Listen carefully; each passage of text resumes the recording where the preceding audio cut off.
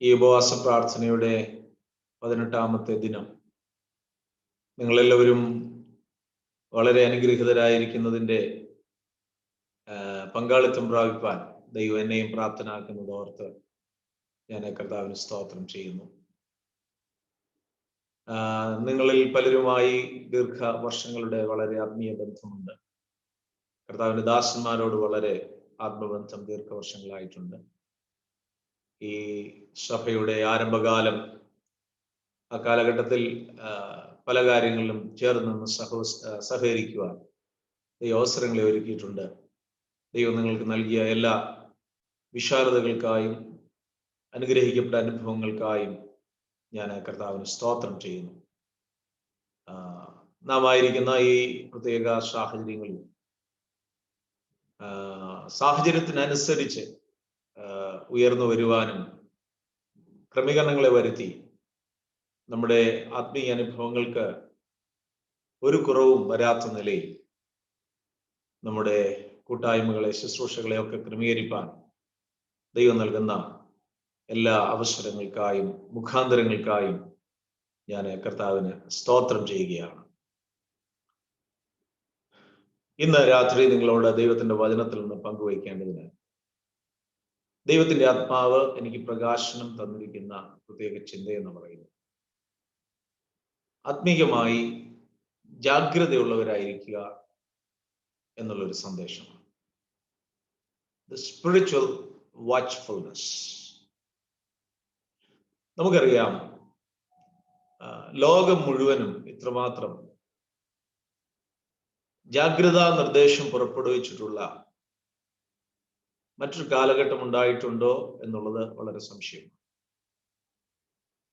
ഒരുപക്ഷെ ലോകമഹായുദ്ധങ്ങളൊക്കെ നടന്ന സമയത്ത് അനേക രാജ്യങ്ങളിലും റീജിയനുകളിലുമൊക്കെ ഒരുപക്ഷെ ജാഗ്രതാ നിർദ്ദേശങ്ങൾ പുറപ്പെടുവിച്ചു കാണും. എന്നാൽ ലോകവ്യാപകമായി എല്ലാ മനുഷ്യരും സൂക്ഷ്മതയുള്ളവരായിരിക്കാൻ, ശ്രദ്ധാലുക്കളായിരിക്കാൻ നിർദ്ദേശം നൽകിയിരിക്കുന്ന ഒരു കാലഘട്ടം ഒരുപക്ഷെ ഈ കാലഘട്ടമായിരിക്കുമെന്ന് ഞാൻ മനസ്സിലാക്കും. പ്രിയമുള്ളവരെ, നാം ദൈവത്തിന്റെ വചനത്തിലേക്ക് കടന്നു വരുമ്പോൾ,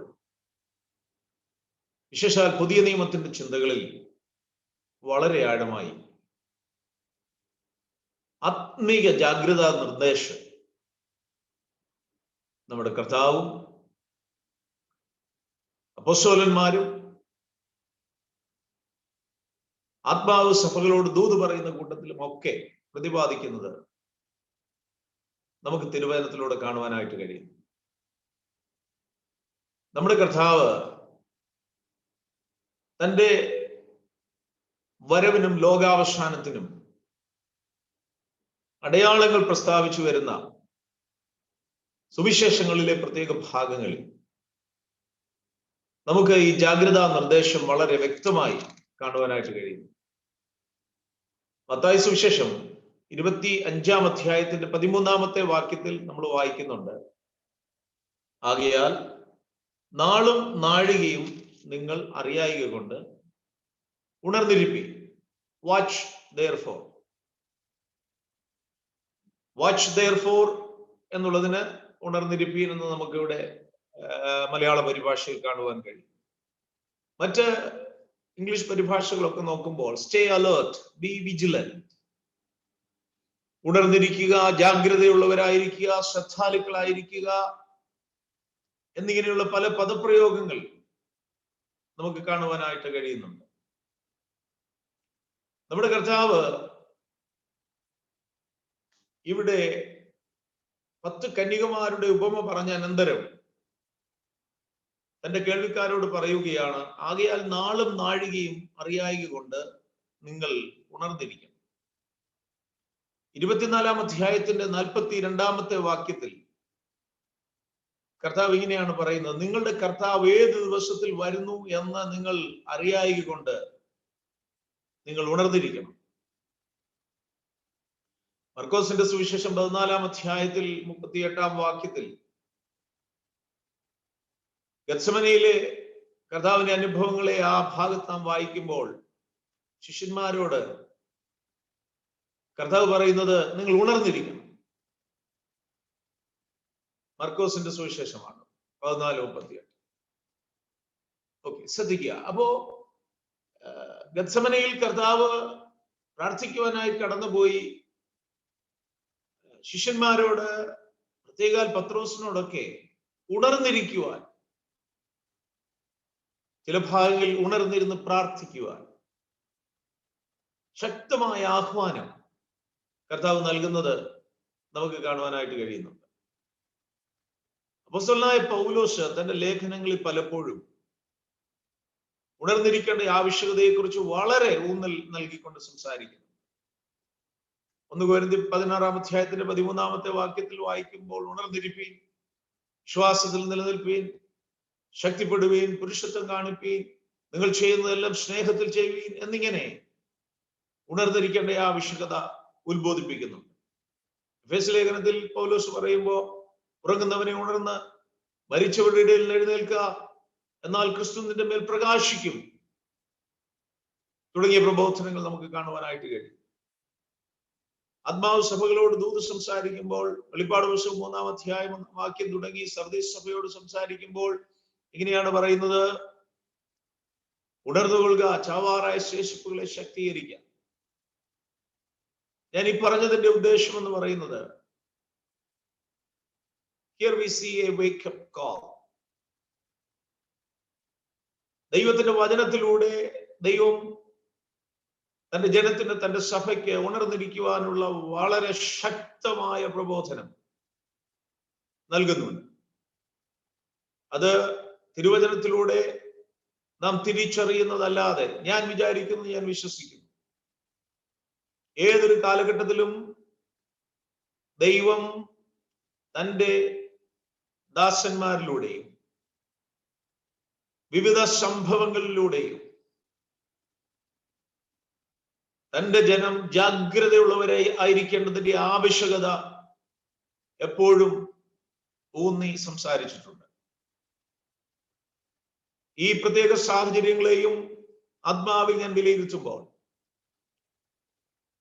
എനിക്ക് മനസ്സിലാക്കുവാൻ കഴിയുന്നത്, ആഗോള വ്യാപകമായി ദൈവം തന്റെ സഭയെ ജാഗ്രതയുള്ളവരായിരിക്കാൻ ഉത്ബോധിപ്പിക്കുന്ന ഒരു പ്രത്യേക കാലഘട്ടമാണിത്. ദൈവത്തിന് സ്തോത്രം. ആശുപത്രികളിലൊക്കെ ജോലി ചെയ്യുന്ന പല പ്രിയപ്പെട്ടവരും ഇന്ന് രാത്രി എന്റെ വാക്കുകളെ കേൾക്കുന്നുണ്ടെന്ന് എനിക്കറിയാം.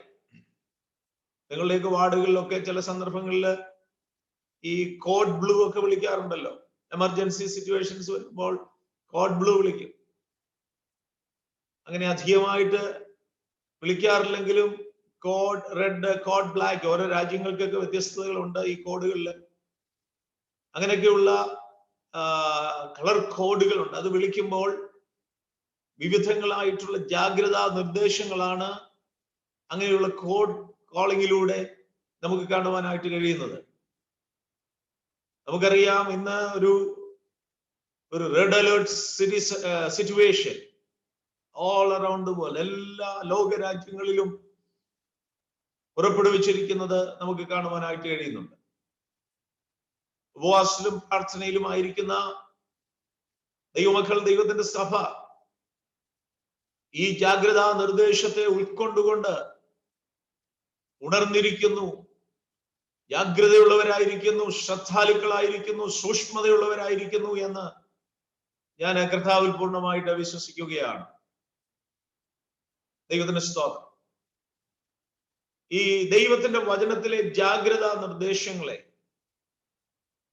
ഞാൻ ഒന്ന് വിശകലനം ചെയ്ത് മനസ്സിലാക്കിയപ്പോൾ തിരുവചനത്തിൽ നിന്ന് എനിക്ക് ഗ്രഹിക്കുവാൻ കഴിഞ്ഞ ചില കാര്യങ്ങൾ ഞാൻ നിങ്ങളോട് ദൈവസ്നേഹത്തിൽ പങ്കുവയ്ക്കുകയാണ്. നാം ജാഗ്രതയുള്ളവരായിരിക്കുമ്പോൾ എങ്ങനെ ജാഗ്രതയുള്ളവരായിരിക്കണം, എങ്ങനെയുള്ളവരെ പോലെ ജാഗ്രതയുള്ളവരായിരിക്കണം എന്ന് തിരുവചനത്തിൽ നിന്ന് മനസ്സിലാക്കിയ ഒന്നാമത്തേത്, തിരുവചനം നമ്മളോട് പറയുന്നത്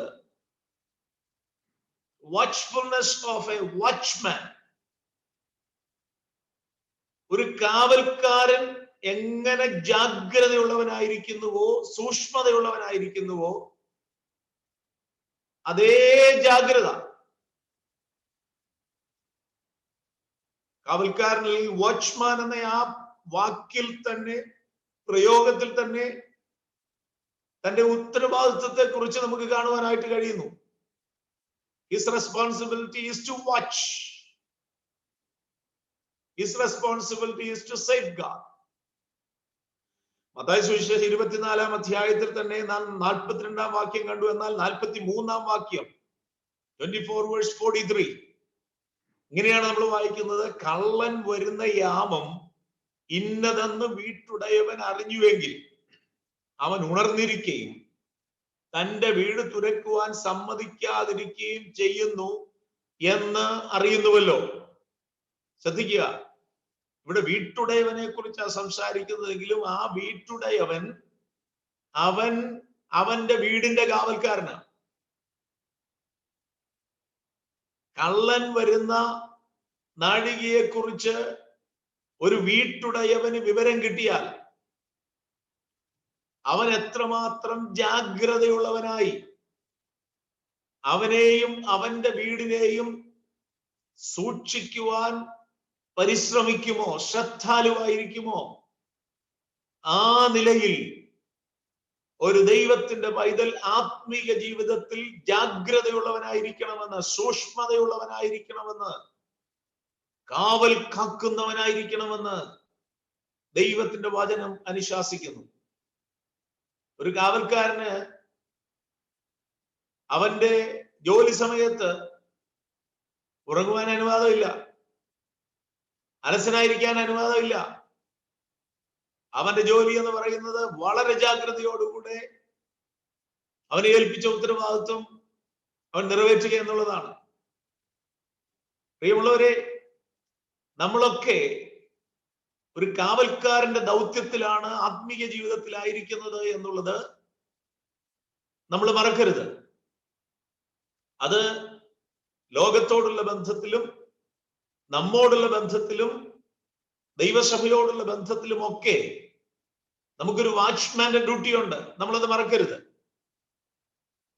എസെക്കിയേൽ പ്രവചനം 33-ാം അധ്യായത്തിന്റെ 7-ാമത്തെ വാക്യത്തിൽ എസെക്കിയേലിനോട് ദൈവം സംസാരിക്കുമ്പോൾ ഇങ്ങനെ പറയുന്നുണ്ട്: മനുഷ്യപുത്ര, ഞാൻ നിന്നെ ഇസ്രായേൽ ഗൃഹത്തിന് കാവൽക്കാരനാക്കിയിരിക്കുന്നു.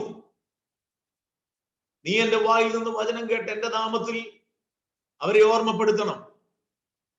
തുടർന്നുള്ള ഭാഗങ്ങൾ പിന്നത്തേതിൽ നിങ്ങൾ ധ്യാനപൂർവ്വം വായിച്ചുകൊള്ളുക. ഇസ്രായേൽ ഗൃഹത്തിന് കാവൽക്കാരനാക്കി പ്രവാചകനെ വെച്ചിരിക്കുന്നത് പോലെ ഈ കാലഘട്ടത്തിൽ എന്നെയും നിങ്ങളെയും ഒരു കാവൽക്കാരന്റെ ദൗത്യം ഏൽപ്പിച്ച് ദൈവത്തിന്റെ വായിൽ നിന്നുള്ള വചനം കേട്ട് ലോകത്തിന്റെ ഗതിവിഗതികൾക്കനുസരിച്ച് അരുളപ്പാടുകളെ വിളിച്ചറിയിക്കുന്ന വലിയ ഉത്തരവാദിത്വം ദൈവം നമ്മെ ഭരമേൽപ്പിച്ചിരിക്കുന്നു എന്നുള്ളത് പ്രിയമുള്ളവരെ നാം മനസ്സിലാക്കുവാനായിട്ടിടയായി തീരണം. നമ്മുടെ വ്യക്തിപരമായ ജീവിതത്തിൽ നാം ഓരോരുത്തരും നമ്മെ തന്നെ കാത്തു സൂക്ഷിക്കണം. safeguard ourselves. That is our primary duty.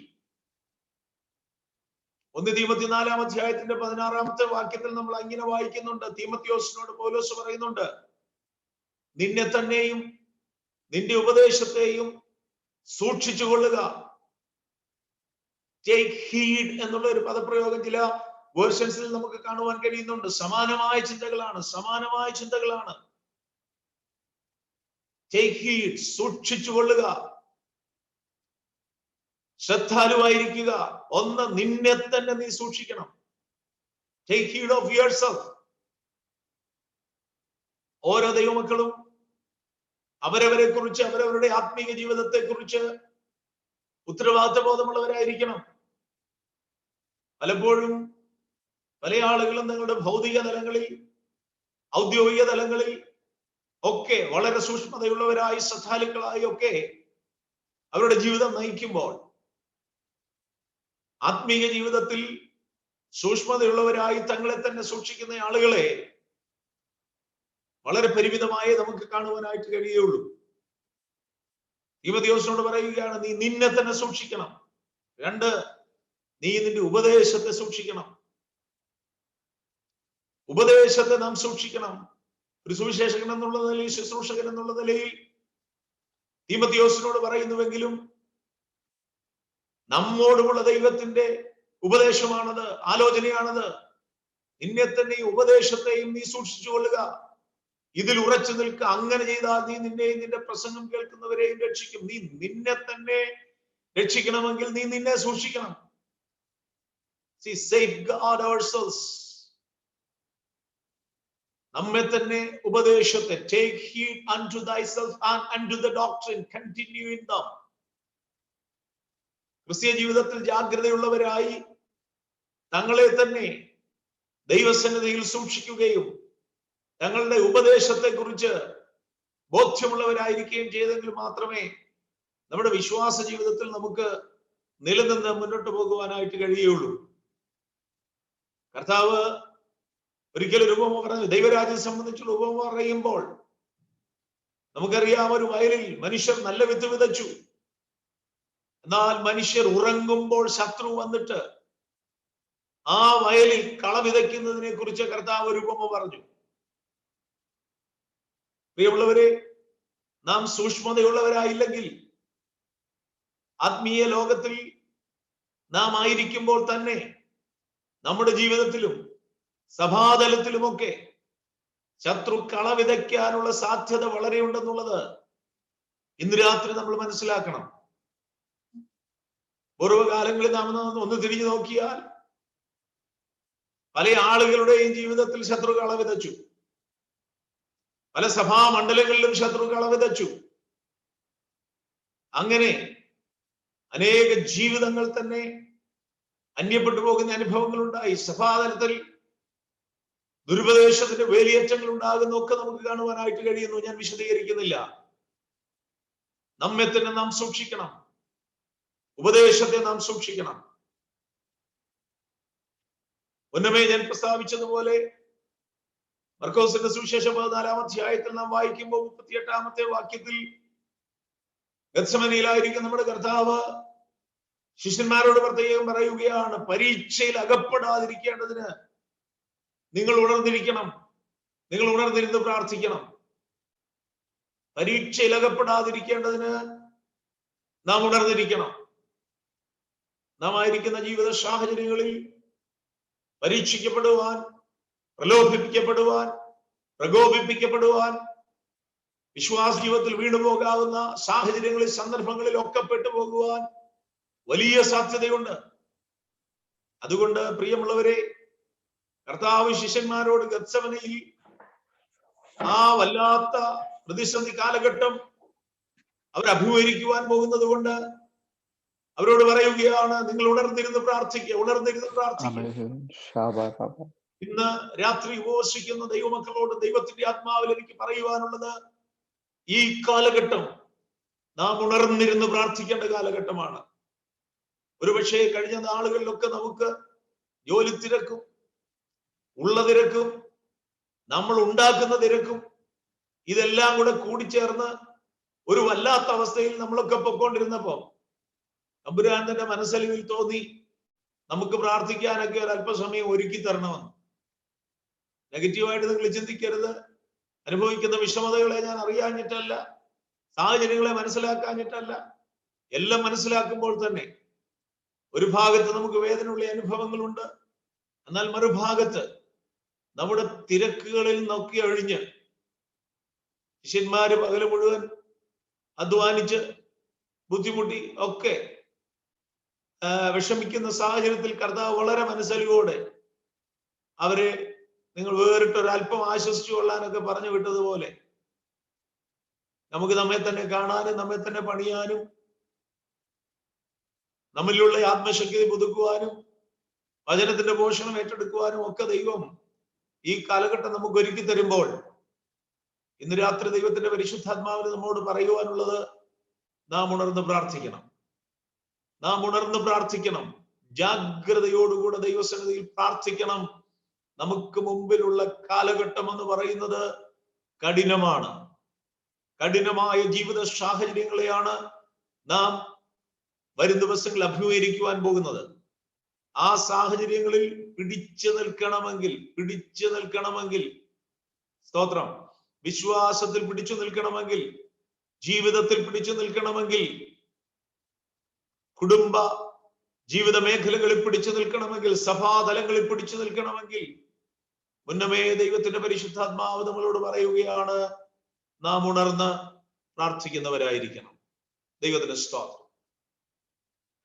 1 പത്രോസ് 5-ാം അധ്യായത്തിന്റെ 8-ാമത്തെ വാക്യം നമ്മൾ വായിക്കുമ്പോൾ അവിടെ നമുക്ക് കാണുവാനായിട്ട് കഴിയുന്നുണ്ട്, പത്രോസ് അപ്പോസ്തലൻ ഒരു വലിയ ജാഗ്രതാ നിർദ്ദേശത്തോടെ പറയുന്നുണ്ട്, നിർമ്മതരായിരിപ്പീൻ, ഉണർന്നിരിപ്പീൻ, ബി വിജിലന്റ് എന്നുള്ള പദപ്രയോഗം അവിടെ ഉപയോഗിച്ചു. ബി വിജിലന്റ്, വളരെ ശ്രദ്ധ ഉള്ളവരായിരിക്കണം.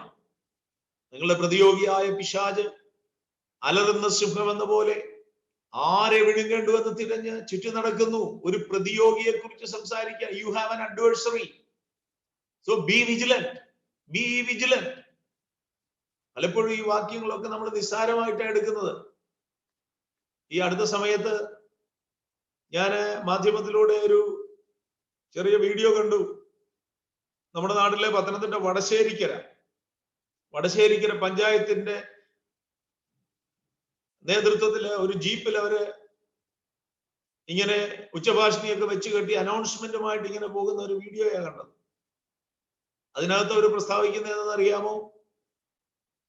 വടശ്ശേരിക്കര പഞ്ചായത്തിലും പരിസര പ്രദേശത്തിലും കടുവ ഇറങ്ങിയിരിക്കുന്നു. അതുകൊണ്ട് ജനമെല്ലാം സൂക്ഷ്മതയുള്ളവരായിരിക്കണം. ആരും രാത്രികാലങ്ങളിൽ പുറത്തിറങ്ങരുത്, ഒറ്റയ്ക്ക് പുറത്തിറങ്ങരുത്. രാത്രികാലങ്ങളിൽ വീട്ടുകളിലെ ലൈറ്റ് ഓഫ് ചെയ്യരുത്.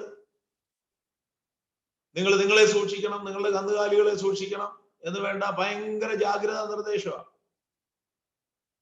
പ്രിയമുള്ളവരെ, ഒരു പഞ്ചായത്തിൽ എവിടെയോ ഒരു കടുവ ഇറങ്ങിക്കഴിഞ്ഞപ്പോഴത്തേക്കിന് ആ പഞ്ചായത്തും പരിസര ദേശങ്ങളും മുഴുവൻ ജാഗ്രതയാണ്. ഉറക്കമുള്ള ആളുകളിരിക്കും. ഒരു കടുവ ഇറങ്ങിയതേ ഉള്ളൂ. എന്നാൽ ആത്മീക ജാഗ്രതാ നിർദ്ദേശം പത്രോസ് പുറപ്പെടുവിച്ചു. നിങ്ങളുടെ പ്രതിയോഗിയായ പിശാച് അലറുന്ന സിംഹം പോലെ ആരെ വിഴുങ്ങേണ്ടുവെന്ന് ചുറ്റിത്തിരിഞ്ഞ് നടക്കുക. അതുകൊണ്ട് നിങ്ങൾ നിർമ്മതരായിരിക്കണം, നിങ്ങൾ ഉണർന്നിരിക്കണം. പക്ഷെ ഈ ജാഗ്രതാ നിർദ്ദേശമൊന്നും പല ആളുകളും ശ്രദ്ധിക്കുന്നില്ല.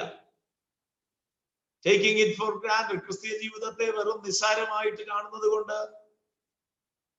പലപ്പോഴും ആത്മീയ ജീവിതത്തിൽ പിടിച്ചു നിൽക്കുവാൻ കഴിയാതെ ശത്രുവിന്റെ ആക്രമണങ്ങൾക്ക് വിധേയരായി തകരുന്ന ജീവിതങ്ങളെ നമുക്ക് കാണുവാനായിട്ട് കഴിയുന്നുണ്ട്. പ്രതിയോഗിയായി നമുക്കൊരു പിശാച് ഉള്ളത് കൊണ്ട് നാം ജാഗ്രതയുള്ളവരായിരിക്കണം.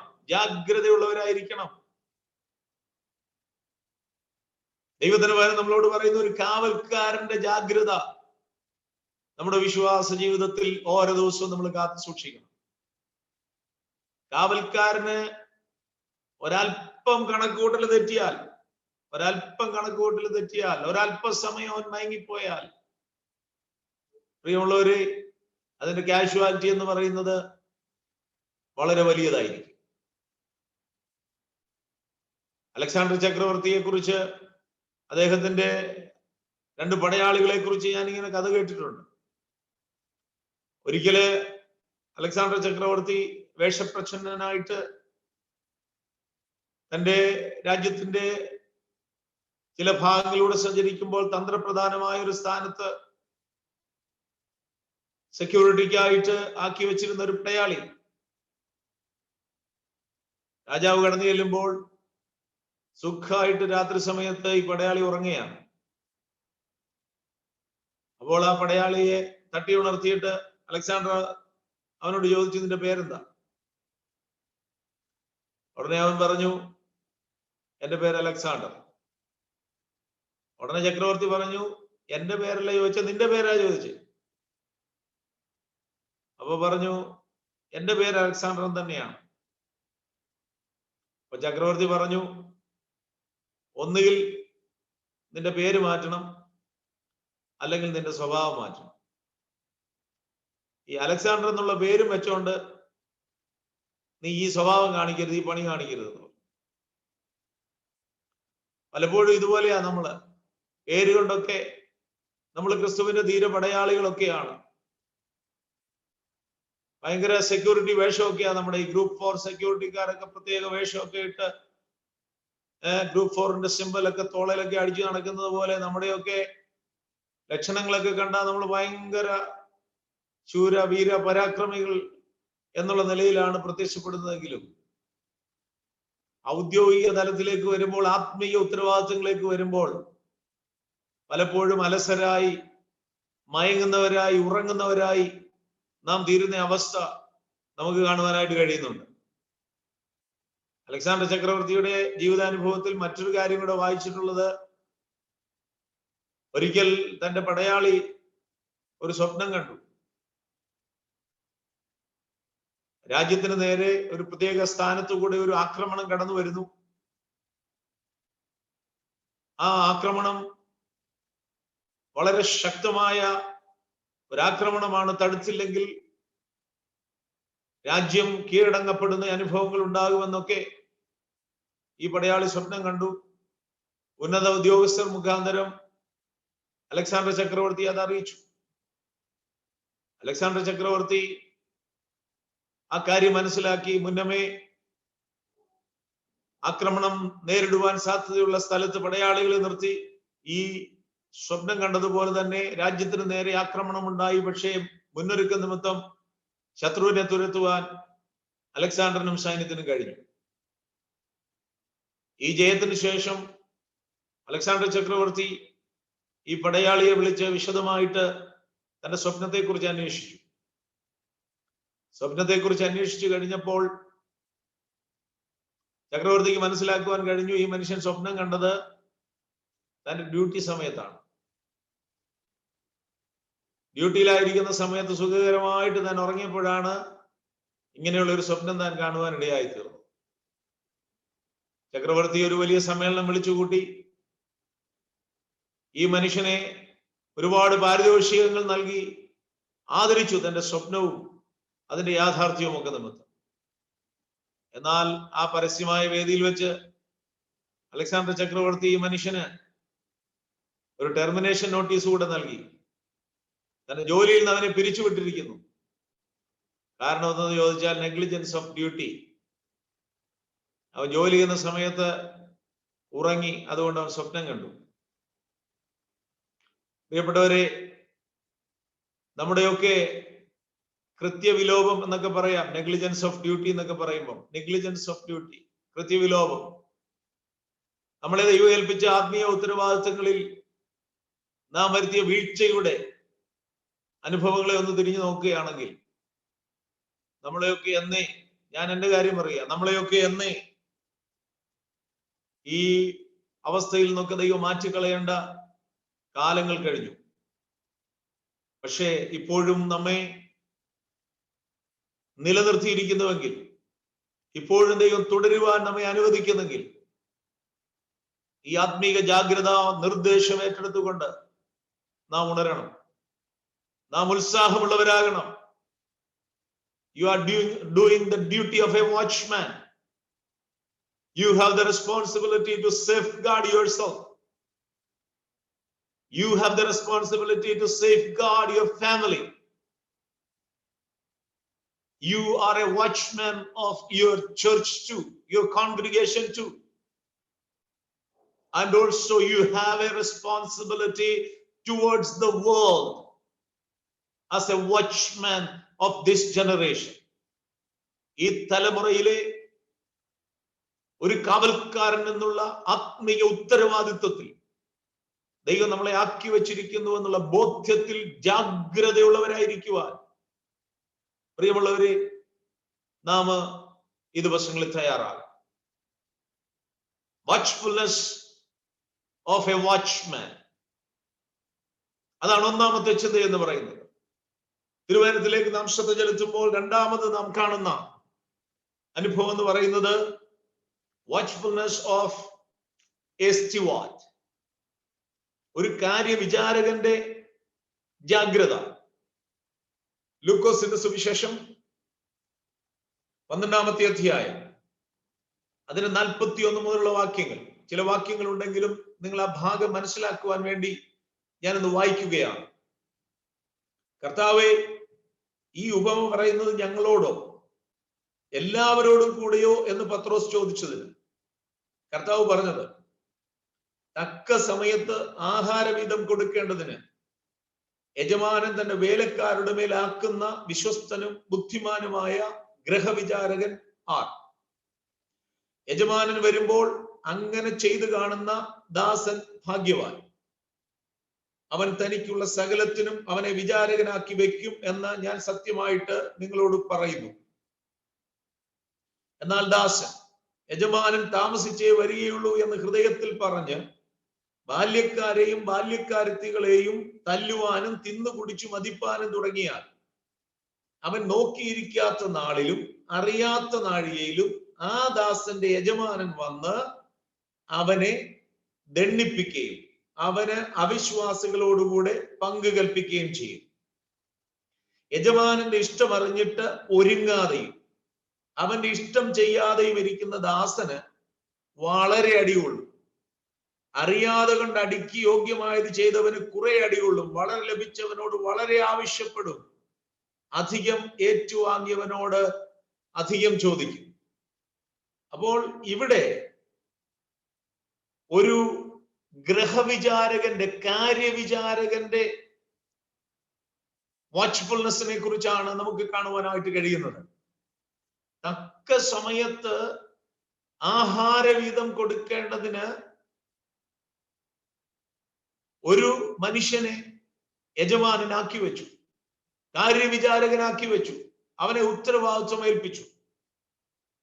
എന്നാൽ അവൻ അവന്റെ ഉത്തരവാദിത്വങ്ങളിൽ വിശ്വസ്തത പുലർത്താതെ, നമ്മൾ ആ ഭാഗത്ത് വായിക്കുന്നത്, ഒരു ഭാഗത്ത് അവൻ ബാല്യക്കാരെയും ബാല്യക്കാരത്തികളെയും ഒക്കെ ഉപദ്രവിക്കുവാനായിട്ട് തുടങ്ങി. He was abusing his authority, his responsibility. അവനെ യജമാനൻ ഏൽപ്പിച്ച ഉത്തരവാദിത്വം എന്ന് പറയുന്നത് ഇവർക്ക് തക്ക സമയത്ത് ആഹാരവീതം കൊടുക്കുകയാണ്. He had a responsibility to fulfill. Always along with the responsibilities there are privileges. ഉത്തരവാദിത്തങ്ങളോട് ചേർന്ന് എല്ലായ്പ്പോഴും പദവികൾ ഉണ്ടാകും, അധികാരങ്ങൾ ഉണ്ടാകും. എന്നാൽ ഈ മനുഷ്യനെ നമുക്ക് കാണുവാൻ കഴിയുന്നത്, ഒന്ന്, he was abusing his authority and privilege.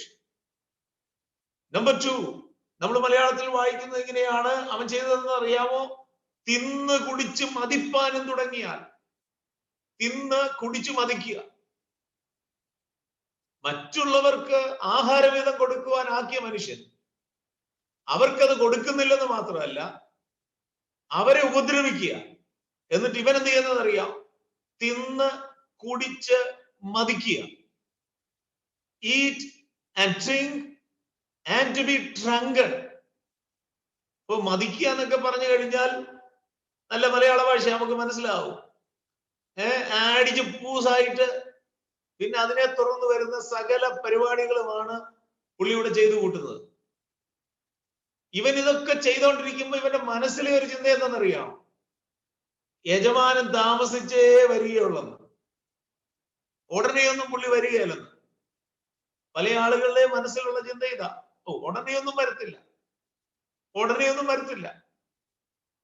എന്നാൽ നാം വായിക്കുന്നത്, ഇവൻ നനയ്ക്കാത്ത നാഴികയിൽ, അറിയാത്ത നാഴികയിൽ ആ യജമാനൻ വരിക, എന്നിട്ട് അവനെ ദണ്ഡിപ്പിക്കുവാൻ ഏൽപ്പിക്കുക, അവിശ്വാസികളോടുകൂടെ അവന് പങ്കു കൽപ്പിക്കുക.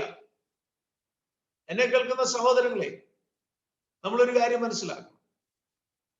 യജമാനൻ ഒരു ഉത്തരവാദിത്വം ഏൽപ്പിച്ചാൽ ഉണർന്നിരുന്ന് ആ കാര്യങ്ങൾ നിറവേറ്റുവാൻ നമുക്ക് ബാധ്യസ്ഥതയുണ്ട്. കർത്താവ് ഈ ഉപമ പറയുന്നത് ഒരു കോണ്ടെക്സ്റ്റ് ഉണ്ട്. നമ്മൾ ആ 41-ാമത്തെ വാക്യത്തിൽ വായിക്കുമ്പോൾ ഇങ്ങനെയാ വായിക്കുന്നത്, കർത്താവ് ഈ ഉപമ പറയുന്നത് ഞങ്ങളോടോ അതോ എല്ലാവരോടും കൂടെയോ? പത്രോച്ചൻ ഒരു സംശയം.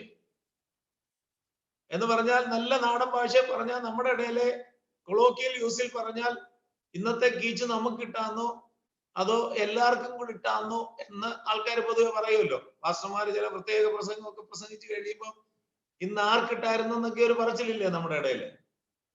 നമുക്കിട്ടായിരുന്നു ഇതുവരെ നമ്മൾ പറയത്തില്ല. നമ്മൾ പറയും അത് അവറാച്ചന് ഇട്ടായിരുന്നു, അത് മറിയാമ്മയ്ക്ക് ഇട്ടായിരുന്നു എന്നൊക്കെ നമ്മൾ പറയും. നിങ്ങളുടെ ഇടയിൽ അങ്ങനെ പറയുന്നില്ലായിരിക്കും. ഞാൻ പൊതുവെ 10-30 വർഷം കഴിഞ്ഞ ശുശ്രൂഷയില് അപ്പോ പലയിടങ്ങളിലും മനസ്സിലാക്കുന്ന ഒരു കാര്യമാണിത്. സ്തോത്രം. അപ്പൊ പത്രോച്ചന് എന്തായാലും കർത്താവ് പറഞ്ഞ കാര്യത്തിൽ ഒരു ഇച്ചിരി കുത്തുകൊണ്ടു. അത് പറയാ, കർത്താവേ നീ പറയുന്നത് ഞങ്ങളോടാണോ അതോ എല്ലാരോടും കൂടെ ആണോ? അങ്ങനെ ഒരു ചോദ്യം ചോദിക്കാൻ കർത്താവ് അതിന് മുകളിൽ പറഞ്ഞ കാര്യം നമ്മൾ ശ്രദ്ധിക്കണം. വേഗം ഞാൻ അങ്ങ് പറയാം. 35 വരെയുള്ള വാക്യങ്ങളിൽ കർത്താവ് ഇങ്ങനെയാ പറയുന്നത്: നിങ്ങളുടെ അരകെട്ടിയും വിളക്ക് കത്തിയും കൊണ്ടിരിക്കട്ടെ. യജമാനൻ കല്യാണത്തിന് പോയി വന്നു മുട്ടിയാൽ ഉടനെ വാതിൽ തുറന്നു കൊടുക്കേണ്ടതിന് അവൻ എപ്പോൾ മടങ്ങി വരുമെന്ന് കാത്തു നിൽക്കുന്ന ആളുകളോട് നിങ്ങൾ തുല്യരായിരിക്കും. യജമാനൻ വരുന്നേരം ഉണർന്നിരിക്കുന്നവരായി കാണുന്ന ദാസന്മാർ ഭാഗ്യവാന്മാർ. അവൻ അരകെട്ടി അവരെ ഭക്ഷണത്തിനിരുത്തുകയും വന്ന് അവർക്ക് ശുശ്രൂഷ ചെയ്യുകയും ചെയ്യുമെന്ന് ഞാൻ സത്യമായിട്ട് നിങ്ങളോട് പറയുന്നു. അവൻ 2-ാം യാമത്തിൽ വന്നാലും 3-ാം യാമത്തിൽ വന്നാലും അങ്ങനെ കണ്ടുവെങ്കിൽ അവർ ഭാഗ്യവാന്മാർ. കള്ളൻ ഇന്ന നാഴികയ്ക്ക് വരുന്നുവെന്ന് വീട്ടുടയവൻ അറിഞ്ഞു വരുന്നെങ്കിൽ അവൻ ഉണർന്നിരുന്ന് തന്റെ വീട് തുറപ്പാൻ സമ്മതിക്കയില്ല എന്നറിയുകയും. ശ്രദ്ധിക്കുക, അതിനെയാത്ത നാഴികയിൽ മനുഷ്യപുത്രം വരുന്നത് കൊണ്ട് നിങ്ങൾ ഒരുങ്ങിയിരിപ്പീൻ. മത്തായി സുവിശേഷത്തിൽ നാം കണ്ടതുമായി സംബന്ധിച്ച് ചേർന്ന് അതേ പ്രയോഗങ്ങളെ ഇവിടെ കാണുന്നേ. ദൈവമക്കളെ വിശദീകരിക്കുവാൻ സമയമെടുക്കുന്നില്ല. ശ്രദ്ധിക്കുക, ഈ കാര്യം കർത്താവ് പറഞ്ഞു. യജമാനൻ വരുമ്പോൾ ഉണർന്നിരുന്ന് കാണുന്ന ദാസൻ അവൻ ഭാഗ്യവാനാണ്. യജമാനൻ എപ്പോൾ മടങ്ങി വരുമെന്ന് കാത്തു നിൽക്കുന്ന ആളുകളോട് നിങ്ങൾ തുല്യരായിരിക്കണം. കാത്തു നിൽക്കുന്നു എന്നുള്ളതിനേക്കാൾ ഉപരി നോക്കി നിൽക്കുന്ന ആളുകളോട് നിങ്ങൾ തുല്യരായിരിക്കണം. ഈ കാത്തു നിൽക്കുന്നത് നോക്കി നിൽക്കുന്നത് തമ്മിൽ ഒരു ചെറിയ വ്യത്യാസം. കാത്തുനിൽപ്പ്, രണ്ടും കാത്തുനിൽപ്പാണ്. പക്ഷേ ഈ നോക്കി നിൽക്കുക എന്നൊക്കെ പറഞ്ഞാല്, നമ്മുടെ നാട്ടിലൊക്കെ പണ്ട് ഇത്രയും സൗകര്യങ്ങളൊന്നും ഇല്ലാത്ത കാലത്തൊക്കെ പിള്ളേരൊക്കെ സ്കൂളിൽ പോയാല് 4 മണിക്ക് സ്കൂൾ വിട്ടേച്ച് ഒരു 4:30 ആകുമ്പോൾ വീട്ടിലെത്തുമെങ്കിൽ അമ്മ അടുക്കളയില് പിള്ളേർ വരുമ്പോൾ കൊടുക്കാനുള്ള എന്തെങ്കിലും പരിപാടികളൊക്കെ ഇണക്കിക്കൊണ്ടൊക്കെ ഇരിക്കും. കാര്യം പിള്ളേർ 4:30-ക്ക് വരുമല്ലോ. ആ ഒരുക്കവും കാര്യങ്ങളും എല്ലാം പിള്ളേർ വരുമെന്നുള്ള ആ പ്രതീക്ഷയിലുള്ള കാത്തിരിപ്പം. എന്നാല് 4:30-ആയി, 4:45-ആയി, കൊച്ചുകളെ കണ്ടില്ലെന്നുണ്ടെങ്കിൽ അമ്മ പിന്നെ അടുക്കളയിലെ ഒരുക്കവും പരിപാടിയെല്ലാം നിർത്തിയിട്ട് ഇനി വെളിയിലോട്ട് വരും. എന്നിട്ട് വീടിന്റെ വാതിക്കലോ റോഡിന്റെ സൈഡിലോ വന്നിട്ട് കൊച്ചുങ്ങൾ വരുന്നുണ്ടോ എന്ന് നോക്കിക്കൊണ്ട് നിൽക്കുന്ന ഒരനുഭവം. ഈ നാടൻ പശ്ചാത്തലമൊക്കെ അറിയാവുന്നവർക്ക് അത് മനസ്സിലാകും. ഇപ്പം എത്രത്തോളം അത് മനസ്സിലാകുമെന്ന് എനിക്ക് അറിഞ്ഞുകൂടാ. അപ്പൊ കാത്തിരിക്കുന്ന അനുഭവം ഉണ്ട്. എന്നാൽ കാത്തിരിപ്പിന്റെ മറ്റൊരു ഉന്നതമായ തലമാ ഈ നോക്കിയിരിക്കുന്നതെന്ന് പറയും. സ്തോത്രം. അപ്പൊ ഈ സ്റ്റുവേർഡ്സിനെ കുറിച്ച് പറയുന്നത് അവരിങ്ങനെ പ്രതീക്ഷിച്ചിരിക്കുക മാത്രമല്ല, അവര് നോക്കിയിരിക്കണം. യജമാനൻ എപ്പോ വരുമെന്ന് നോക്കിയിരിക്കുക. എപ്പോ വന്നാലും, ഏത് യാമത്തിൽ വന്നാലും ഒരുക്കത്തോടെ തന്റെ ദൗത്യം നിറവേറ്റാൻ കാത്തിരിക്കുന്ന ഒരു ദാസൻ, ഒരു സ്റ്റുവേർഡ്. അപ്പോ അത് കർത്താവ് പറയുമ്പോഴാണ് ഇത് എല്ലാരോടും കൂടാണോ ഞങ്ങളോട് മാത്രമാണോ എന്നൊക്കെ പത്രോസ് ചോദിക്കുക. അതിനൊരു വിശദീകരണമാണ് മറ്റൊരു ഉപമയിലൂടെ കർത്താവ് നൽകുന്നത്. ഒരു ദാസനെ ഉത്തരവാദിത്വം ഏൽപ്പിച്ചിട്ട് യജമാനൻ പോകുകയാണ്. എന്നാൽ അവൻ താമസിച്ചേ വരികയുള്ളൂ എന്ന് വിചാരിച്ച് തന്റെ ഉത്തരവാദിത്വങ്ങളും തന്റെ അധികാരങ്ങളും ഒക്കെ ദുർവിനിയോഗം ചെയ്തുകൊണ്ട് തന്റെ സ്വാർത്ഥ താല്പര്യങ്ങളെ ഒക്കെ സ്വാധീകരിച്ചുകൊണ്ട് അതിനെ തൃപ്തിപ്പെടുത്തിക്കൊണ്ട് ഇവിടെ ആയിരിക്കുന്ന കാര്യവിചാരകനെ നമുക്ക് കാണുവാനായിട്ട് കഴിയുന്നുണ്ട്. എന്നെ കേൾക്കുന്ന പ്രിയപ്പെട്ടവരെ, ആത്മീയ ലോകത്തിന്റെ സ്ഥിതിയും അധികം വ്യത്യസ്തമല്ല. പ്രീ കൊറോണ കോണ്ടെക്സ്റ്റ് ഒക്കെ നമ്മളൊന്ന് വിലയിരുത്താമെങ്കിൽ ദൈവം ആത്മീയ ഉത്തരവാദിത്തങ്ങൾ, ശുശ്രൂഷകൾ, കാര്യവിചാരകത്വം ഒക്കെ ഏൽപ്പിച്ച് അനേക ആളുകളും അവിശ്വസ്തരായി തീർന്ന് ഉറങ്ങിയും മയങ്ങിയും അതിലെല്ലാം ഉപരി ദൈവം അവരെ ഏൽപ്പിച്ചതിനെയൊക്കെ അബ്യൂസ് ചെയ്ത്, മിസ്യൂസ് ചെയ്ത്, സെൽഫിഷ് മോട്ടീവ്സിനെയൊക്കെ ജീവിതത്തിൽ പ്രായോഗികമാക്കിക്കൊണ്ട് മുന്നോട്ട് പോയിക്കൊണ്ടിരുന്ന ഒരു കാലഘട്ടം നമുക്ക് കാണുവാനായിട്ട് കഴിയുന്നുണ്ട്. എന്നാൽ അതിനൊക്കെ തമ്പുരാൻ ഈ സമയത്ത് ഒരു അറുതി വരുത്തുന്നു എന്നുള്ളത് ഓർത്ത് ഞാൻ കർത്താവിന് സ്തോത്രം ചെയ്യുകയാണ്. എന്നിട്ട് ആ ഉപമ വളരെ ശ്രദ്ധിക്കണം. യജമാനന്റെ ഇഷ്ടം അറിഞ്ഞിട്ട് ഒരുങ്ങാതെ അവന്റെ ഇഷ്ടം ചെയ്യാതെ ഇരിക്കുന്ന ദാസന് വളരെ അടികൊള്ളും. യജമാനന്റെ ഇഷ്ടം അറിഞ്ഞ് ഒരുങ്ങണം, എന്നിട്ട് അവന്റെ ഇഷ്ടം ചെയ്യണം. അല്ലാത്ത ദാസന് ചെറിയ 1-2 അടി കൊടുക്കുമെന്നല്ല എഴുതി വെക്കുന്നത്, 4 അടി വെച്ച് കൊടുക്കുമെന്ന് എഴുതി വെച്ചിരിക്കുന്നത്, 4 അടി കൊടുക്കുമെന്ന് എഴുതി വെച്ചിരിക്കുന്നത്. സമയം ഓടിപ്പോകുന്നല്ലോ ദൈവമക്കളെ, ശ്രദ്ധിക്കുക. ഞാൻ ഒരു കാര്യം ദൈവമക്കളോട് പറയാം. അധികം ദൈവത്തിൽ നേറ്റു വാങ്ങിയവരുണ്ടെങ്കിൽ അതിനനുസരിച്ചുള്ള ഉത്സാഹത്തോടും ഊർജ്ജസ്വലതയോടും വിശ്വസ്തയോടും കർത്താവിനെ സേവിക്കുവാനിടയായി തീരണം. നമ്മുടെ ഇടയിലൊക്കെ ചില ആളുകളൊക്കെ പറയും കർത്താവിനെ സമൃദ്ധിയായിട്ട് അനുഗ്രഹിച്ചു. ഇപ്പൊ പിന്നെ അങ്ങനെ ആരും ഒന്നും പറയുന്നില്ല. സാക്ഷ്യങ്ങളിലൊക്കെ ദൈവം എന്നെ അനുഗ്രഹിച്ചു, കർത്താവിനെ സേവിച്ചു, കർത്താവിനെ മാനിച്ചു, ഉയർത്തി, ചോദിച്ചതിനേക്കാൾ നനച്ചതിനേക്കാൾ അത്യന്തപരമായിട്ടൊക്കെ തന്നു എന്നൊക്കെ പറയും. നല്ല കാര്യമാണ്, കേൾക്കാൻ ഒരു സുഖമുണ്ട്. എല്ലാവരും ഒന്നും സ്വതന്ത്രം പറയത്തില്ലേലും സ്വയം സ്വതന്ത്രം പറയാനുള്ള കാരണങ്ങളാണ്. എന്നാൽ പ്രത്യേകം ഒരു കാര്യം ശ്രദ്ധിക്കണം. അധികം ദൈവത്തിൽ നേറ്റു വാങ്ങിയിട്ടുണ്ടെങ്കിൽ അധികം അടി കിട്ടാനുള്ള സാധ്യതയുണ്ട് കേട്ടോ, മറക്കരുത്. നാട്ടിൽ പണ്ടൊക്കെ പറയുന്ന ഒരു കാര്യമുണ്ട്, പാള വെച്ച് കെട്ടിക്കോളാൻ പറയും. എന്ന് പറഞ്ഞാല് വീട്ടിൽ 8-10 പിള്ളേരുണ്ടല്ലോ, അപ്പൻ രാവിലെ ജോലിക്ക് ഇറങ്ങിപ്പോകും, ഈ പിള്ളേരെല്ലാം കൂടെ ഭയങ്കര കുരുത്തക്കേടാ, അങ്ങോട്ടും ഇങ്ങോട്ടും അടിയും പിടിയും മേളവും പരിപാടിയൊക്കെ നടത്തും. സന്ധ്യക്ക് അപ്പം വരുമ്പോ അമ്മ പറയുന്ന ഒരു പരിപാടിയുണ്ട്, എടാ അപ്പം വരുന്നുണ്ട്, പാള വെച്ച് കെട്ടിക്കോളാൻ, കിട്ടുമെന്ന്. എത്ര പേർക്ക് ആ ഭാഷ മനസ്സിലായി എന്ന് എനിക്ക് അറിഞ്ഞുകൂടാ. എന്നതുപോലെയാ സ്വത്രം. അപ്പം വരാറായി, പാള വെച്ച് കെട്ടണോ അതോ തന്റെ അടുത്തോടുകൂടെ അപ്പനെ എതിരേൽക്കുവാൻ കഴിയുമോ എന്നുള്ളത് നമ്മൾ ശോധന ചെയ്യണം. കാര്യവിചാരകന്മാരിൽ അന്വേഷിക്കുന്നതോ അവർ വിശ്വസ്തരായിരിക്കണം എന്നുള്ളതാ. പ്രിയപ്പെട്ടവരെ, കാര്യവിചാരകത്വത്തിന്റെ കണക്കേൽപ്പിച്ചു തരുവാൻ കർത്താവ് നമ്മളോട് പറയുന്ന സമയം നമ്മുടെ മുമ്പിലുണ്ട്. പ്രവാചകൻ പറയുന്നത് പോലെ അന്ന് നമുക്ക് നമ്മുടെ കൈകൾ ബലപ്പെട്ടിരിക്കണം, അന്ന് നമുക്ക് ധൈര്യത്തോടെ നിൽക്കണം. കർത്താവ് എന്നെ ഏൽപ്പിച്ചതിൽ അവിശ്വസ്തത പുലർത്താതെ ദൈവത്തിന്റെയും മനുഷ്യന്റെയും മുമ്പാകെ വിശ്വസ്തത പുലർത്തുവാൻ എനിക്ക് കഴിയുന്നുണ്ടെന്ന് ഈ കൊറോണ കാലഘട്ടത്തിൽ നമ്മൾ ഉറപ്പുവരുത്തേണ്ട സമയങ്ങളാണ്. വാച്ച്ഫുൾനെസ് ഓഫ് എ സ്റ്റുവാർഡ്, ഒരു കാര്യവിചാരകന്റെ ഉണർവ്, ജാഗ്രത നമ്മുടെ ജീവിതത്തിൽ നമ്മൾ പാലിക്കണം. മൂന്നാമത്തെ കാര്യം കൂടെ പറഞ്ഞ് ഞാൻ വേഗത്തിൽ അവസാനിപ്പിക്കാം. മൂന്നാമത്തെ ചിന്ത എന്ന് പറയുന്നത് നമ്മൾ കണ്ട മത്തായി സുവിശേഷം 25-ാമത്തെ അധ്യായത്തിൽ കർത്താവ് പറയുന്ന ഈ അനുഭവമാണ്. ആ ഭാഗം വിശദീകരിക്കാൻ ഞാൻ ആഗ്രഹിക്കുന്നില്ല. Watchfulness of a virgin waiting for the bridegroom, മണവാളനെ കാത്തു നിൽക്കുന്ന ഒരു കന്യകയുടെ ജാഗ്രത. നമുക്ക് ആ ഉപമ നന്നായിട്ട് അറിയാം. യഹൂദ വിവാഹ പശ്ചാത്തലത്തിൽ നിന്നുകൊണ്ടാണ് കർത്താവോട് സംസാരിക്കുന്നത്. കർത്താവോട് സംസാരിക്കുമ്പോൾ മണവാളിനെ എതിരേൽക്കുവാൻ വിളക്കെടുത്ത് പുറപ്പെട്ട 10 കന്യകമാരെ കുറിച്ച് പറയുന്നു. 5 പേർ ബുദ്ധിയുള്ളവർ, 5 പേർ ബുദ്ധിയില്ലാത്തവർ, 5 പേർ തങ്ങളുടെ വിളക്കുകളോടുകൂടെ പാത്രങ്ങളിൽ എണ്ണ ശേഖരിച്ചവർ, 5 പേർ അത് മറന്നുപോയവർ. ആ ഉപമ പറഞ്ഞ അനന്തരമാണ് നാം വായിച്ച 13-ാമത്തെ വാക്യത്തിൽ നമ്മുടെ കർത്താവ് പറയുന്നത്, ആകയാൽ നാളും നാഴികയും അറിയായിക കൊണ്ട് നിങ്ങളും ഉണർന്നിരിക്കണം.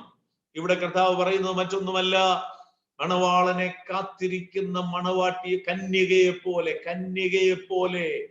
നമ്മുടെ നാട്ടിലൊരു പറച്ചിലുണ്ട്, കണ്ണിൽ എണ്ണയൊഴിച്ച് കാത്തിരിക്കുക എന്ന് പറയും.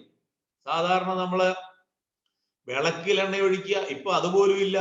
പണ്ടൊക്കെയാണ് വിളക്കിൽ എണ്ണയൊഴിക്കുക, പാത്രത്തിൽ എണ്ണ എടുക്കുക എന്നൊക്കെ പറഞ്ഞാൽ മനസ്സിലാകും. എന്നാൽ നാട്ടിലെ ഒരു പ്രത്യേക പദപ്രയോഗമാണ് കണ്ണിൽ എണ്ണയൊഴിച്ച് കാത്തിരിക്കുക എന്ന് പറഞ്ഞാൽ കണ്ണടയ്ക്കാതെ, ഇമവെട്ടാതെ, അത്ര ജാഗ്രതയോടുകൂടെ, അത്ര സൂക്ഷ്മതയോടുകൂടെ. കാര്യം ഏത് സമയത്ത് വരുമെന്നറിയായ കൊണ്ട്, അർദ്ധരാത്രിക്ക് വന്നാലും വെളുപ്പിനെ വന്നാലും സന്ധ്യാസമയത്ത് വന്നാലും ഒരുങ്ങിയിരിക്കുന്ന കന്യകമാരെ പോലെ കാത്തിരിക്കുവാൻ പ്രിയപ്പെട്ടവരെ ദൈവത്തിന്റെ വചനം നമ്മെ കുറിച്ച് ആഗ്രഹിക്കുന്നു. ദൈവത്തിന് സ്തോത്രം. മന്ദതയുള്ളവരായി, മയക്കമുള്ളവരായി ആത്മീയ ലോകം ആയിത്തീർന്നിരിക്കുന്ന ഒരു കാലഘട്ടത്തിലായിരുന്നു നാം ജീവിച്ചു കൊണ്ടിരുന്നത്. എന്നാൽ ഒരാത്മീക ജാഗ്രത ദൈവം ഈ കാലഘട്ടങ്ങളിൽ പ്രത്യേക സാഹചര്യങ്ങളിലൂടെ സഭയ്ക്കകത്ത് ദൈവജനത്തിന്റെ നടുവിൽ അയക്കുന്ന ദൈവത്തിന്റെ വിശ്വസ്തതകൾക്കായി ഇന്ന് രാത്രി ഞാൻ കർത്താവിന് സ്തോത്രം ചെയ്യുകയാണ്. 3 നിലകളിൽ ഈ രാത്രി ആത്മീകമായി ജാഗ്രതയുള്ളവരായിരിക്കാൻ ദൈവത്തിന്റെ പരിശുദ്ധാത്മാവ് നമ്മോട് സംസാരിക്കുന്നു. ഒന്ന്, ഒരു കാവൽക്കാരൻ എങ്ങനെ ജാഗ്രതയോടെ അവൻ കാവൽ കാക്കുന്നുവോ ആ നിലയിൽ നാം നമ്മെയും നമുക്കുള്ളതിനെയും കാത്തു സൂക്ഷിക്കുകയും ലോകത്തോടുള്ള ബന്ധത്തിൽ നമ്മുടെ ഉത്തരവാദിത്തങ്ങളെ നിറവേറ്റുകയും ചെയ്യണം. രണ്ടാമത്തേത്, ഒരു കാര്യവിചാരകൻ അവന്റെ ഉത്തരവാദിത്വങ്ങളെ നിറവേറ്റുന്നതിൽ സൂക്ഷ്മതയുള്ളവനായിരിക്കുന്നത് പോലെ, ജാഗ്രതയുള്ളവനായിരിക്കുന്നത് പോലെ അവന്റെ യജമാനൻ ഏത് സമയവും അവന്റെ അടുക്കൽ വന്ന് അവനോട് കാര്യവിചാരകത്വത്തിന്റെ കണക്ക് ചോദിക്കുമെന്ന്, ഏൽപ്പിക്കപ്പെട്ട ഉത്തരവാദിത്വത്തിന്റെ വിശ്വസ്തത അളക്കുമെന്ന് ബോധ്യത്തോടുകൂടെ കാര്യങ്ങൾ ചെയ്യുന്ന ഒരു കാര്യവിചാരകനെ പോലെ. മൂന്നാമത്, മണവാളനെ കാത്തിരിക്കുന്ന ഒരു മണവാട്ടി കണ്ണിലെണ്ണയൊഴിച്ച് കാത്തിരിക്കുന്നത് പോലെ ജാഗ്രതയുള്ളവരായി, സ്തോത്രം, ഈ കാലഘട്ടത്തെ തിരിച്ചറിഞ്ഞ് ഉണർന്നെഴുന്നേൽക്കുവാൻ, ഉത്സാഹമുള്ളവരാകുവാൻ, തീഷ്ണതയുള്ളവരാകുവാൻ, ശ്രദ്ധാലുക്കളാകുവാൻ ദൈവത്തിന് സ്തോത്രം. എല്ലാറ്റിലുപരി കർത്താവിന്റെ വരവിന് വേണ്ടി ഒരുങ്ങിയിരിക്കുവാൻ. Praise the Lord. അതിനുവേണ്ടിയുള്ള വലിയ ആഹ്വാനമാണ് ഈ ദിവസങ്ങളിൽ നമുക്ക് ദൈവം നൽകിക്കൊണ്ടിരിക്കുന്നത്. പ്രിയപ്പെട്ടവരെ, കാഹളത്തിന്റെ ശബ്ദം എപ്പോൾ വേണമെങ്കിലും നമുക്ക് കേൾക്കാം. എന്നാൽ നമ്മളിൽ എത്ര പേർ അതിനായി ഒരുങ്ങിയിട്ടുണ്ടെന്നുള്ളത് ഇന്ന് രാത്രി ആത്മശോധന ചെയ്യേണ്ട വിഷയമാണ്. ഒരിക്കലും എന്റെ ജീവിതത്തിൽ ഒരു അബദ്ധം പറ്റി. ഈ അടുത്ത കാലത്തൊക്കെ നമ്മളെ നാട്ടിലൊക്കെ ട്രെയിനിലൊക്കെ യാത്ര ചെയ്യുമ്പോൾ പണ്ടത്തെ പോലെ നേരത്തെ സ്റ്റേഷനിലൊന്നും പോയി കിടക്കേണ്ട ആവശ്യമില്ല. റെയിൽവേയുടെ ആപ്ലിക്കേഷൻ ഉണ്ട്, അതിലൊക്കെ നോക്കിയാൽ ട്രെയിൻ എവിടെയായി, എപ്പോ എത്തും, ഇങ്ങനെയൊക്കെയുള്ള വിവരങ്ങൾ നമുക്ക് ലഭിക്കും. അതനുസരിച്ച് ഞാൻ ഒരു സ്ഥലത്ത് പോയി, ഞാൻ പോകേണ്ട ട്രെയിൻ ലേറ്റ് ആണെന്ന് മനസ്സിലാക്കി, ഇങ്ങനെ ആപ്ലിക്കേഷനിൽ സമയമൊക്കെ നോക്കി, ഒടുവിൽ ട്രെയിൻ എത്തുന്ന സമയമൊക്കെ അന്വേഷിച്ച് ഞാൻ റെയിൽവേ സ്റ്റേഷനിൽ ചെന്നപ്പം ഒരു കാര്യം മനസ്സിലായി. എനിക്ക് പോകേണ്ട ട്രെയിന് ആ സ്റ്റേഷനിൽ നിന്ന് വന്നിട്ട് അവിടെ നിന്ന് പുറപ്പെട്ടു പോയി കഴിഞ്ഞിരുന്നു. കാര്യം, റെയിൽവേ ആപ്ലിക്കേഷൻ എനിക്കൊരു ആപ്പായിട്ട് മാറി. സിസ്റ്റം ഡൗൺ ആയിരുന്നതോ മറ്റോ അപ്ഡേഷൻ തക്ക സമയത്ത് നടക്കാഞ്ഞത് കൊണ്ട് ആ ട്രെയിനിന്റെ കൃത്യമായ സമയം വിവരവും അപ്ഡേറ്റഡ് ആയില്ല. ഞാൻ ആപ്ലിക്കേഷനിൽ നോക്കിയിരുന്നു, ആ സമയത്തിന് ചെന്നപ്പോഴേക്ക് ട്രെയിൻ വന്നിട്ട് പോയി കഴിഞ്ഞിരുന്നു. പ്രിയപ്പെട്ടവരെ, ആ ട്രെയിൻ എനിക്ക് മിസ്സായെങ്കിലും റെയിൽവേയിലൊക്കെ ജോലി ചെയ്യുന്ന ആളുകളൊക്കെ അവിടെ ഉണ്ടായിരുന്നത് കൊണ്ട് അടുത്ത ഒരു ട്രെയിനിൽ എനിക്ക് ടിക്കറ്റ് ക്രമീകരിച്ച് ചില മണിക്കൂറുകളുടെ വ്യത്യാസത്തിൽ ഞാൻ എത്തേണ്ട സ്ഥാനത്ത് എത്തിച്ചേർന്നു. എന്നാല് ഞാനൊരു കാര്യം ദൈവമക്കളെ ഇന്ന് രാത്രി പരിശുദ്ധാത്മാവിൽ പ്രബോധിപ്പിക്കുക. ഒരു ട്രെയിൻ മിസ്സായാൽ അടുത്തൊരു ട്രെയിൻ കിട്ടും, ഒരു ഫ്ലൈറ്റ് മിസ്സായാൽ അടുത്തൊരു ഫ്ലൈറ്റ് കിട്ടും, ഒരു ബസ് പോയാൽ അടുത്ത ബസ് നമുക്ക് കിട്ടും. എന്നാൽ പ്രിയമുള്ളവരെ, കാഹളത്തിന്റെ ധ്വനിയെങ്കിൽ ഞാനും നിങ്ങളും എടുക്കപ്പെടുന്ന അനുഭവം നമുക്ക് മിസ്സായ, if you miss the rapture, you are going to be the most wretched person in the world. ഈ ലോകത്തിലെ ഏറ്റവും അരിഷ്ടനായ മനുഷ്യൻ അപ്പോൾ നാം ആണെന്ന് തിരിച്ചറിയുവാനായിട്ട് ഇടയായിത്തീരും. അതുകൊണ്ട് എന്നെ കേൾക്കുന്ന എല്ലാ ദൈവമക്കളോടും ഈ ഉപവാസ പ്രാർത്ഥനയുടെ നടുവിലും എനിക്ക് പ്രബോധിപ്പിക്കുവാനായിട്ടുള്ളത്, ഉണർന്നുകൊള്ളുക. ആത്മാവ് സഭയോട് പറയുന്നത് പോലെ, ക്ഷീണിച്ചിരിക്കുന്ന അനുഭവങ്ങൾ ഉണ്ടെങ്കിൽ, തളർന്നുപോയ അനുഭവങ്ങൾ ഉണ്ടെങ്കിൽ, ചാവാറായ ശേഷിപ്പുകൾ ഉണ്ടെങ്കിൽ ജാഗ്രതയോടെ ഉണരുക. ഉത്സാഹത്തിൽ മടുപ്പില്ലാതെ ആത്മാവിൽ എരിവോടെ കർത്താവിനെ സേവിപ്പാൻ നാളും നാഴികയും അറിയായിക കൊണ്ട് ഉണർന്നിരിപ്പാൻ സർവശക്തനായ ദൈവം നമ്മെ എല്ലാവരെയും കടാക്ഷിക്കട്ടെ എന്നുള്ള ആത്മാർത്ഥമായ പ്രാർത്ഥനയോടെ എന്റെ വാക്കുകൾക്ക് ഞാൻ ഈ രാത്രി വിരാമം കുറിക്കുന്നു. സർവശക്തനായ ദൈവം ഈ വചനങ്ങളാൽ നിങ്ങളെ എല്ലാവരെയും അനുഗ്രഹിക്കുമാറാകട്ടെ. Praise the Lord.